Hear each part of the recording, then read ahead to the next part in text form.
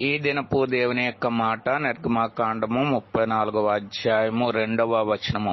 నా సన్నిధిని నిలిచి ఉండవలను. నా సన్నిధి, దేవుని యొక్క సన్నిధి మనకెంతో క్షేమాన్ని ఇచ్చేదిగా ఉన్నది. దాని గురించి పరిశుద్ధ లేఖనాలు తెలియజేస్తున్నాయి. నా సన్నిధిలో సంపూర్ణ సంతోషములు కలవు అని దేవుడు తెలియజేసేటటువంటి వాడుగా ఉన్నాడు. అంతేకాకుండా నా సన్నిధిలో మీకు మేలు ఉంది, నా సన్నిధిలో మీకు నెమ్మది ఉందని లేఖనాల ద్వారా దేవుడు తెలియజేసేటటువంటి వాడుగా ఉన్నాడు. కాబట్టి దేవుడు చెప్తున్నాడు, నా సన్నిధిని నిలిచి ఉండవలను. ఎవరైతే ఆయన సన్నిధిలో నిలిచి ఉంటారో వారు పూర్ణ సంతోషం కలిగినటువంటి వారుగా చేయబడతారు. దేవుని యొక్క మేలుతో వారు తృప్తిపరచబడేటటువంటి వారుగా ఉంటారు.